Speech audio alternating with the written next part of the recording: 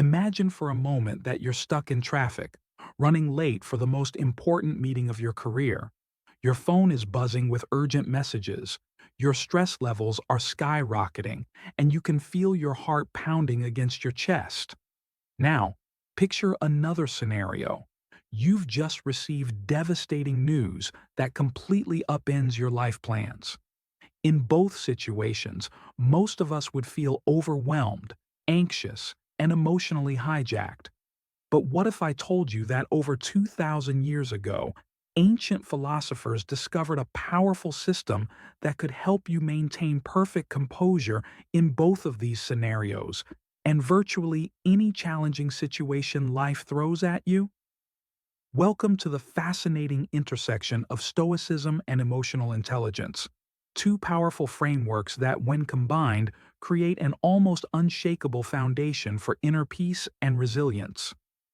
Today, we're going to explore how the timeless wisdom of ancient Stoic philosophers like Marcus Aurelius, Epictetus, and Seneca can be seamlessly integrated with modern emotional intelligence principles to help you develop what I call philosophical emotional mastery. Stoicism isn't about becoming an emotionless robot or suppressing your feelings until they explode. That's one of the biggest misconceptions about this ancient philosophy. True Stoicism is about developing such a deep understanding of your emotions and such refined control over your responses that you become virtually unshakable regardless of external circumstances. It's about transforming from someone who reacts impulsively to life's challenges into someone who responds thoughtfully and strategically. Think about the most emotionally intelligent people you know, those individuals who seem to glide through crises with grace, who listen deeply before speaking, who can diffuse tense situations with their calm presence. These people, whether they realize it or not, are practicing many of the same principles that Stoic philosophers advocated centuries ago. They've learned to create space between stimulus and response, to question their initial emotional reactions, and to choose their responses based on wisdom rather than impulse. The Roman Emperor Marcus Aurelius, who wrote his famous Meditations while leading military campaigns and governing an empire, faced pressures that would crush most modern leaders. Yet his writings reveal a man who had mastered the art of maintaining inner tranquility amidst chaos. He wrote, "You have power over your mind, not outside events. Realize this, and you will find strength." This isn't just philosophical poetry. It's a practical blueprint for emotional regulation that modern neuroscience has validated. When we examine emotional intelligence through a Stoic lens, we discover that the ancient philosophers were essentially the world's first emotional intelligence coaches. They understood that our emotions, while natural and important, don't have to control our actions. They recognize that between every external event and our emotional response lies a crucial moment of choice, a space where wisdom can intervene.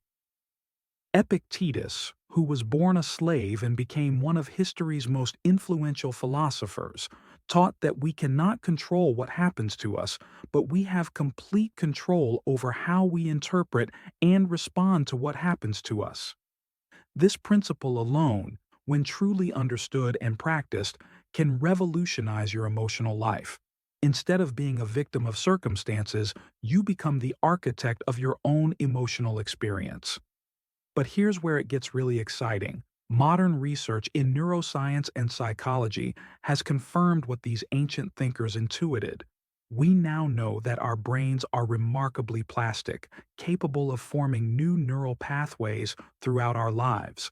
This means that the Stoic practices of mindful reflection, emotional reframing, and response choice can literally rewire our brains for greater emotional resilience and intelligence. Throughout this exploration, we'll discover practical techniques that you can implement immediately to begin developing this philosophical emotional mastery.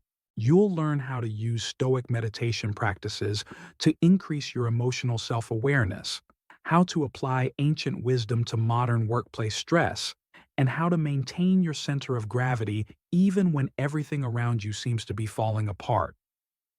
The journey we're about to embark on isn't just about learning interesting historical facts or philosophical concepts. It's about fundamentally transforming your relationship with your emotions and developing an unshakable inner fortress of calm that no external circumstance can breach. Are you ready to discover how ancient wisdom can solve modern emotional challenges? Let's begin this transformative journey together. Now that we've glimpsed the transformative potential of combining Stoic wisdom with emotional intelligence, let's dive deeper into understanding the very architecture of our emotional lives. Before we can build that unshakable inner fortress I mentioned, we need to examine the foundation stones upon which it will rest. The first thing the Stoics understood, and modern emotional intelligence confirms, is that most of us are completely unaware of how our emotions actually work.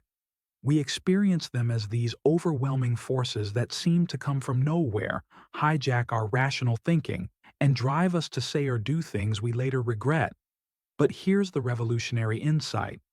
Emotions don't just happen to us randomly. They follow predictable patterns, and once you understand these patterns, you can begin to influence them. Think about the last time you felt genuinely angry. Maybe someone cut you off in traffic, or a colleague took credit for your work, or you received what felt like unfair criticism. In that moment, it probably felt like the anger just erupted spontaneously, like a volcano that suddenly exploded without warning. But the Stoics would tell you that's an illusion. Between the external event and your emotional response, there was a crucial intermediate step that happened so quickly you missed it entirely. Epictetus called this intermediate step our initial impression, or first appearance. Modern psychologists call it our automatic thoughts, or cognitive appraisal. Whatever we call it, it's the split-second interpretation we make about what an event means for us. When someone cuts you off in traffic, your mind instantly creates a story. They don't respect me. Or, they think they're more important than everyone else. Or, the world is full of selfish people who make my life harder. It's this story, not the actual event, that triggers your emotional response. Marcus Aurelius, writing in his personal journal that would later become the Meditations, captured this perfectly when he wrote, "How much trouble he avoids who does not look to see what his neighbor says or does, but only to what he does himself." He understood that our emotional suffering comes not from what others do, but from the meanings we attach to what others do. This brings us to what I call the Stoic pause, that magical moment between stimulus and response, where all transformation becomes possible. Viktor Frankl, a Holocaust survivor and psychiatrist, echoed this ancient wisdom when he wrote, "Between stimulus and response, there is a space. In that space is our power to choose our response. In our response lies our growth and our freedom." But here's where most people struggle. This space, this pause, happens so quickly that we miss it entirely unless we train ourselves to notice it. It's like trying to catch a hummingbird with your bare hands. The Stoics developed specific practices to slow down this process and expand that crucial space of choice. The first practice is what Seneca called morning reflection. Each morning, before the day's challenges begin, spend a few minutes mentally rehearsing potential difficulties you might face and how you want to respond to them. This isn't pessimistic thinking, it's emotional preparation. When you've already considered how you want to handle a difficult conversation with your boss or a frustrating delay in your plans, you're much more likely to respond from wisdom rather than impulse when these situations actually arise. The second practice is what Marcus Aurelius demonstrated throughout his meditations, the discipline of examining your automatic thoughts. When you notice a strong emotional reaction, pause and ask yourself, What story am I telling myself about this situation? Is this story definitely true? Are there other ways to interpret what just happened? This simple practice of questioning your initial impressions can dramatically reduce emotional reactivity. Epictetus, despite facing the extreme hardship of slavery, developed perhaps the most powerful emotional regulation tool in human history: the dichotomy of control. He taught his students to constantly ask themselves, is this something I can control or something I cannot control? If you cannot control it, he argued, then worrying about it or getting upset about it is not just useless, it's actually harmful because it wastes emotional energy that could be directed toward things you can influence. This isn't about becoming passive or resigned. It's about becoming strategically focused on where your power actually lies. You cannot control whether you get stuck in traffic, but you can control how you use that time. You cannot control whether someone criticizes your work, but you can control how you receive that feedback and what you do with it. As we begin to understand these foundation stones, the space between stimulus and response, the power of examining our automatic thoughts, and the wisdom of focusing only on what we can control, we start to see that emotional mastery isn't about having fewer emotions. It's about having a more conscious, intentional relationship with the emotions we do have. In our next exploration, we'll discover how to put these insights into practice with specific techniques that can transform your daily emotional experience. But for now, simply begin to notice. Where do you feel that space between what happens to you and how you respond? That awareness alone is the beginning of true emotional freedom. Now that you've begun to recognize that crucial space between what happens to you and how you respond, it's time to expand that space and fill it with wisdom. The ancient Stoics weren't just philosophers sitting in ivory towers debating abstract concepts. They were practical people facing real challenges who developed concrete techniques that you can use starting today. Let me share with you the three pillars of daily Stoic emotional practice that have transformed countless lives over 2 millennia. These aren't complicated meditation retreats or expensive therapy sessions. They're simple, powerful tools that require nothing more than your commitment to use them.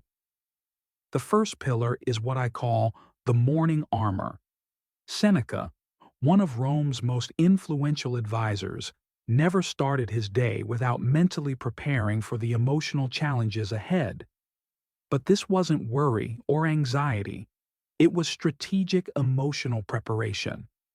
Each morning, he would spend 10 minutes visualizing potential difficulties, a meeting that might go poorly, unexpected criticism, delays in his plans, or conflicts with difficult people.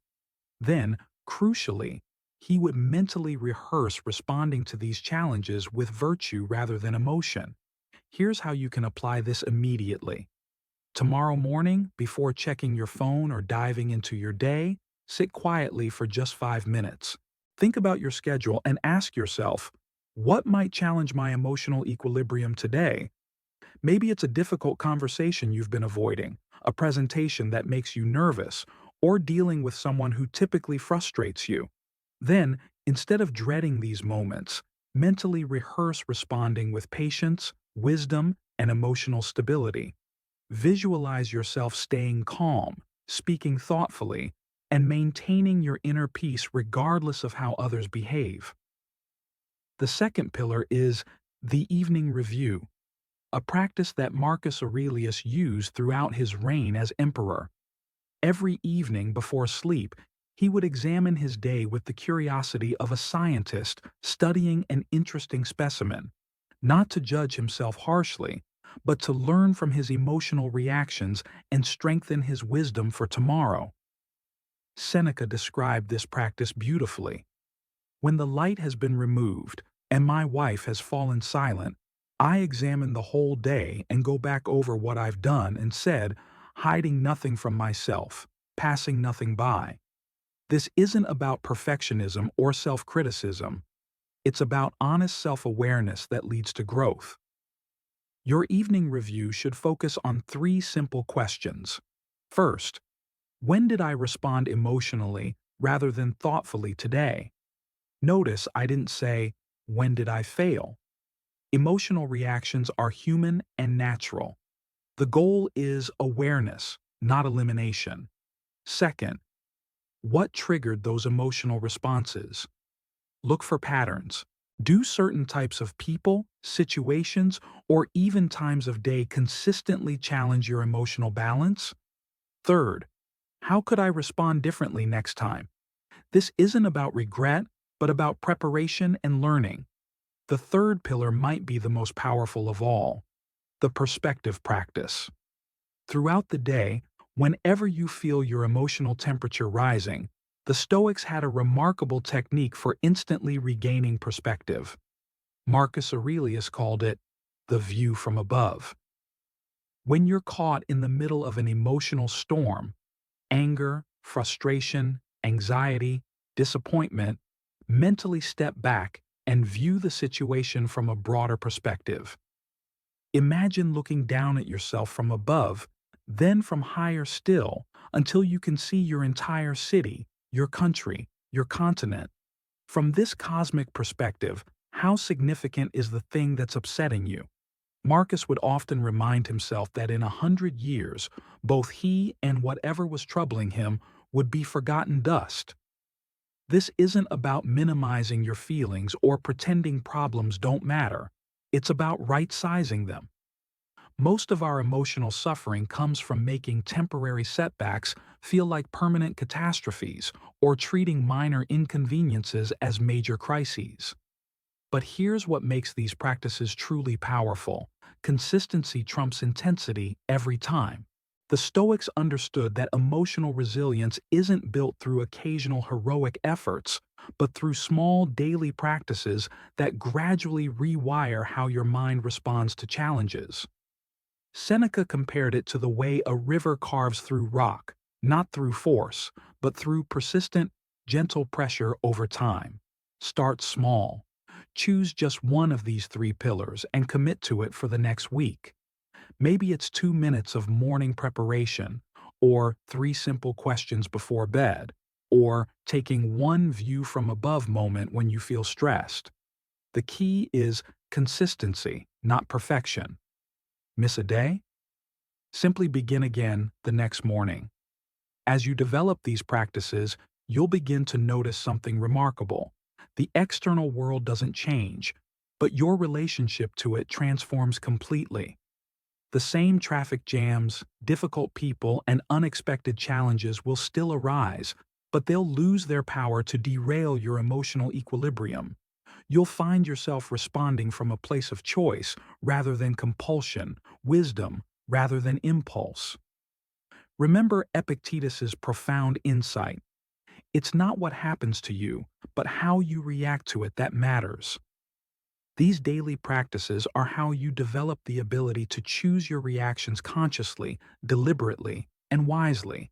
In our next exploration, we'll dive into the specific emotional challenges that test us most severely: anger, anxiety, and disappointment, and discover the precise Stoic strategies for transforming these difficult emotions into opportunities for growth and wisdom.